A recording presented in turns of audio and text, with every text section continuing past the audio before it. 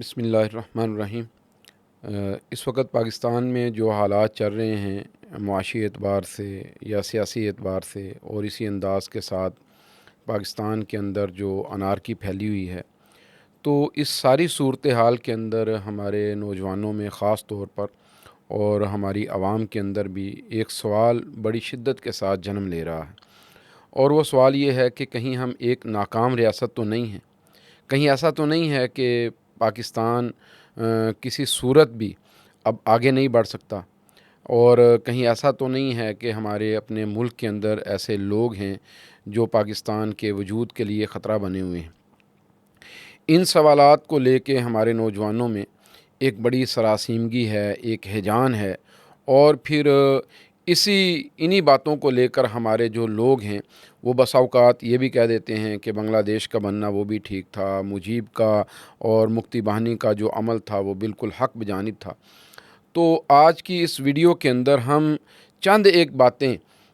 अपने नौजवानों के सामने रखना चाहते हैं कि 76 साला इस पाकिस्तान का सफ़र वो कैसा सफ़र है, और इस सफ़र के अंदर पाकिस्तान को किन किन चैलेंजेस का सामना करना पड़ा है, और पाकिस्तान किस तरह उन चैलेंजेस से नबर्दाज़मा होता हुआ आया है। और आज जो हालात बने हुए हैं, अगर कौम एक मुट्ठी हो जाए और हम सब के सब अपनी एक कौमी शऊर का सबूत देते हुए आगे बढ़ने की कोशिश करें, तो हमारे मसाइल का हल हो जाना ये कोई बड़ी बात नहीं है, कोई बड़ा मुश्किल अमर नहीं है। तो इस हवाले से सबसे पहली बात तो मैं ये आपके सामने रखना चाहता हूँ कि पाकिस्तान का बनना ये किसी मोअज़्ज़ा से कम नहीं है। उसकी वजह यह है कि उस वक़्त इस सब कॉन्टिनेंट में, इस बर्रे सग़ीर में, इस पाक व हिंद के ख़ित्ता में जितने भी स्टेक होल्डर्स थे, उनमें से कोई एक भी पाकिस्तान बनने के हक़ में नहीं था सिवाय मुसलमानों के। मसलन बर्रे सग़ीर के अंदर सबसे बड़ी जो कम्युनिटी थी वो हिंदुओं की आबादी थी, तो कांग्रेस उनकी नुमाइंदा जमात थी, और वो किसी सूरत भी सब कॉन्टिनेंट का बंटवारा नहीं चाहती थी। फिर इसी तरीके से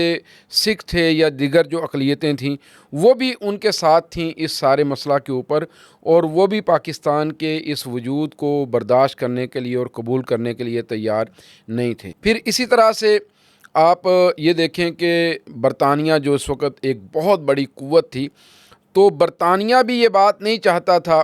कि ये बर्रे सग़ीर के अंदर मुसलमानों की ये तहरीक कामयाब हो और उसका जो इक़्तिदार है वो ज़वाल का शिकार हो जाए। तो इस एतबार से कोई एक स्टेक होल्डर भी पाकिस्तान के वजूद को बर्दाश्त करने के लिए तैयार नहीं था। बहरहाल पाकिस्तान 1940 के अंदर करारदाद पेश की गई, 1947 के अंदर बन गया, तो पाकिस्तान का बनना एक बहुत बड़ा मौज़ा था। फिर जब पाकिस्तान बन गया तो बनने के बाद इसको बहुत सारे चैलेंजेस का सामना था। एक बड़ा चैलेंज तो ये था कि हर रोज़ लाखों की तादाद में लोग हिजरत करके इस मुल्क के अंदर दाखिल हो रहे थे, और इसकी माशी कैफियत बहुत कमज़ोर थी, और माशी एतबार से इसके पास कोई रिज़र्व्स नहीं थे, कोई असासे नहीं थे, और इसकी कैफियत बड़ी ही दिगरगूं थी। तो इन हालात में इन लाखों लोगों को संभालना और इनको रहने के लिए जगह देना, इनको सेहत की सहूलियात देना, इनको खुराक मुहैया करना, ये एक बहुत बड़ा चैलेंज था। ये चैलेंज अभी चल रहा था कि हिंदुस्तान ने जो पाकिस्तान के साथ इल्हाक़ करने वाली रियासतें थीं उन रियासतों के ऊपर कब्ज़ा करना शुरू कर दिया। मसलन उसने जूनागढ़ पे कब्ज़ा किया, उसने हैदराबाद पे कब्ज़ा किया, उसने कश्मीर के अंदर अपनी फ़ौजें उतारी। ये एक ऐसा अमल था कि जिसके बाद पाकिस्तान और हिंदुस्तान के अंदर ठन गई, और कश्मीर के ख़ित्ता के ऊपर 1948 में, यानी एक साल के बाद, पाकिस्तान और हिंदुस्तान के दरमियान एक जंग शुरू हो गई। तो आप कह लें कि एक तरफ मुहाजिरीन का मसला था, दूसरी तरफ ये जो पाकिस्तान की ये कैफियत थी कि ये जंग के अंदर इसको कूदना पड़ा और जंग लड़ना पड़ी, ये एक अलग से हालात थे। फिर इसी कैफियत के अंदर, इन्हीं हालात के अंदर पाकिस्तान जब आगे बढ़ना शुरू हुआ तो हिंदुस्तान ने अपनी साजिशों के जाल मुसलसल फैलाए रखे, और पाकिस्तान को किसी ना किसी सूरत, किसी ना किसी ख़तरे से वो दो चार करता रहता। इसी हवाले से फिर 1965 में पाकिस्तान और हिंदुस्तान के दरमियान एक दफ़ा फिर जंग शुरू हुई। तो जब 1965 की जंग में हिंदुस्तान को मुँह की खाना पड़ी, تو انہوں نے پھر فیصلہ کیا کہ اب ہم پاکستان کے وجود پر ایک ایسا حملہ کریں گے جس کے بعد پاکستان اپنے وجود کو باقی نہیں رکھ پائے گا۔ تو یہ جو حملہ تھا، یہ اس حملے کے لیے انہیں شیخ مجیب کی قیادت میں مکتی باہنی کے لوگ یہ میسر آ گئے، چونکہ یہ پہلے دن سے بنگالی زبان کے حوالے سے کھڑے تھے اور یہ بات کہتے تھے کہ بنگالی لوگوں کو الگ سے شناخت ملنی چاہیے، ان کی الگ سے کرنسی ہونی چاہیے، اور جناب بنگالی لوگوں کو ان کی زبان کے اعتبار سے قبول کیا جانا چاہیے، اور پاکستان میں صرف اردو نہیں بنگلہ کو بھی ایک قومی زبان کا درجہ ملنا چاہیے۔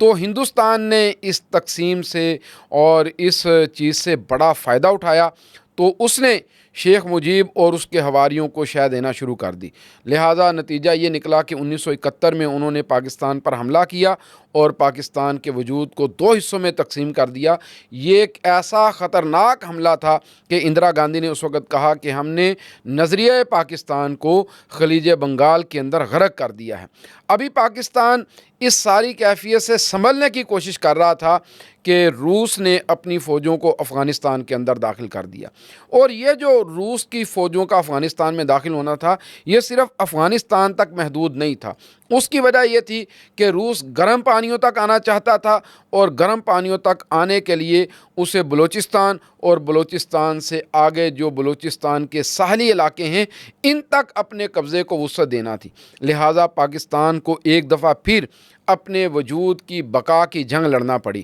تو یہ جو روس کے خلاف پاکستان کو جنگ لڑنا پڑی، اس جنگ نے بھی پاکستان کو بڑے خطرات سے دوچار کیا۔ پاکستان کی معیشت کے اوپر اس نے بڑے اثرات چھوڑے، پاکستان کے معاشرے کے اوپر اس نے بڑے اثرات چھوڑے۔ یہ ساری کیفیت ابھی چل رہی تھی، اور پاکستان روس سے نبرد آزما تھا، تو اللہ تعالیٰ نے پاکستان کو اس بات کی توفیق دی کہ بالآخر روس اس خطہ سے نکل گیا۔ جب روس اس خطہ سے نکلا تو ایک اور چیلنج پاکستان کو اس کا سامنا کرنا پڑا، وہ یہ تھا کہ جو گروپ سے افغانستان کے اندر لڑنے والے وہ آپس میں لڑ پڑے۔ اس خانہ جنگی نے ایک دفعہ پھر مہاجرین کا رخ پاکستان کی طرف کیا۔ اس خانہ جنگی کی وجہ سے پاکستان کے اندر لاقانونیت کو رواج ملا، یہاں پہ دہشت گردی شروع ہوئی، یہاں پہ فرقہ وارانہ فساد شروع ہوا۔ تو یہ ایک الگ کیفیت تھی۔ یہ معاملہ بھی چل رہا تھا کہ ہندوستان نے 1998 کے اندر ایٹمی دھماکے کر دیے۔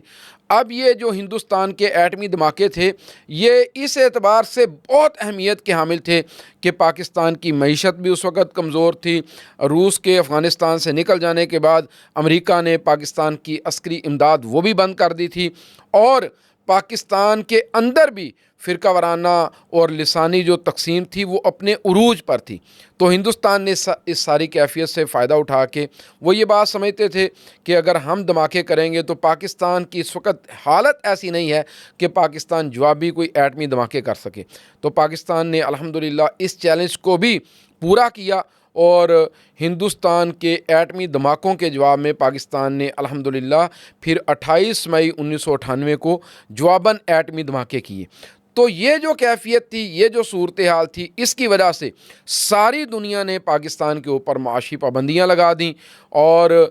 پاکستان کو اس بات کی سزا دینے کی کوشش کی کہ آپ نے یہ ایٹمی دھماکے کیوں کیے ہیں۔ یہ کیفیت پاکستان ابھی اس سے گزر ہی رہا تھا کہ 9/11 کا ایک واقعہ ہو گیا، اور امریکہ اور اس کے اتحادی افغانستان میں آ کے بیٹھ گئے۔ یہ ایک ایسی جنگ تھی کہ جس جنگ سے ہمارے دشمنوں نے خوب فائدہ اٹھایا، لہٰذا انہوں نے بھی جس طرح امریکہ اور اس کے اتحادیوں نے افغانستان کے اندر ایک جنگ شروع کی، تو پاکستان کے دشمنوں نے، جس میں سر فہرست انڈیا تھا، اسرائیل تھا، انہوں نے افغانستان کو اپنا بیس کیمپ بنایا اور پاکستان کے اندر دہشت گردی کا آغاز کر دیا۔ جس طرح سے جنگ افغانستان کے اندر تھی، بالکل اسی طرح سے جنگ پاکستان کے گلی کوچوں میں لڑی جا رہی تھی۔ ہمارے اسکولوں کے اوپر حملے ہو رہے تھے، ہمارے بازاروں کے اندر حملے ہو رہے تھے، ہماری مساجد اور امام بارگاہوں کے اندر حملے ہو رہے تھے، ہمارے چرچ اور گرجے ان کے اوپر حملے ہو رہے تھے، اقلیتوں کو نقصان پہنچایا جا رہا تھا۔ تو پورا پاکستان ایک خطرناک قسم کی خانہ جنگی کا شکار ہوتا ہوا نظر آ رہا تھا۔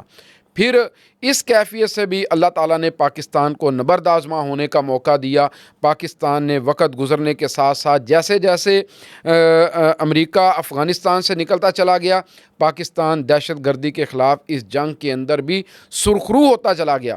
تو یہ چیلنجز تھے جو تقریباً 2021 تک مسلسل پاکستان کو درپیش آتے رہے، اور پاکستان مسلسل ایک جنگ کے ماحول سے گزرتا رہا۔ اس سارے ماحول کے اندر میں یہ بات سمجھتا ہوں، پاکستان کے وجود کا باقی رہ جانا، پاکستان کا آگے بڑھنا، ایک ایٹمی قوت بن جانا، میزائل ٹیکنالوجی کا حاصل کر لینا، پاکستان کا اپنے جنگی طیارے تیار کرنا شروع کر دینا، میں یہ بات سمجھتا ہوں کہ یہ پاکستان کی چھوٹی کامیابی نہیں تھی۔ ہاں، یہ بات اپنی جگہ پر موجود ہے کہ پاکستان میں اس ساری کیفیت سے ہمارے پولیٹیشنز نے اور دیگر مقتدر طبقوں نے بھی بڑا فائدہ اٹھایا۔ انہوں نے پاکستان میں قانون سازی کی کوشش نہیں کی، یہاں پہ رول آف لا ہمیں نظر نہیں آتا، اور پاکستان کی معاشی کیفیت وہ بڑی کمزور نظر آتی ہے۔ تو اس وجہ سے میں یہ بات سمجھتا ہوں کہ آج ہمارا نوجوان پریشان ہے۔ تو میں یہ بات کہنا چاہتا ہوں اپنے نوجوانوں سے کہ اس قوم نے، اس ملک نے بڑے چیلنجز کا سامنا کیا ہے، اور یہ ان چیلنجز کا سامنا کر کے ان میں کامیابی سے نکلتا رہا ہے۔ ابھی بھی اگر ہم سب کے سب ایک مٹھی ہو جائیں، ہم سب کے سب شعور کے ساتھ اور وقار کے ساتھ آگے چلنے کا فیصلہ کریں، اور ہم اتحاد اور اتفاق کی آواز بن جائیں، ہم اپنے ملک میں کسی انتشار کو جگہ نہ دیں، تو مجھے اس بات کی پوری امید ہے کہ ہم آگے بڑھ سکتے ہیں، ہم کامیابی کی طرف جا سکتے ہیں، اور ہماری جو قوم ہے انشاءاللہ تعالیٰ یہ دنیا کے اندر ایک ترقی یافتہ قوم بن کے کھڑی ہو سکتی ہے۔ ضرورت صرف اس امر کی ہے کہ ہم سیاسی بصیرت کا ثبوت دیں، ہم یہ جو 200-250-300 خاندان پاکستان کے اوپر مسلط ہیں، ہم ان کی غلامی سے باہر نکلیں، اور ہم عام طبقے کو امپاور کریں، اپنے نوجوانوں کو راستہ دیں، اور ایک سیاسی بصیرت اور شعور کا مظاہرہ کرتے ہوئے ہم اپنی قوم کو آگے لے کے چلنے کا فیصلہ کریں۔ انشاءاللہ العزیز اس بات کی امید ہے ہم سرخرو ہوں گے، ہم کامیاب ہوں گے۔ یہ لا الہ الا اللہ کا دیس ہے، ناکامی اس کا مقدر نہیں ہوگی۔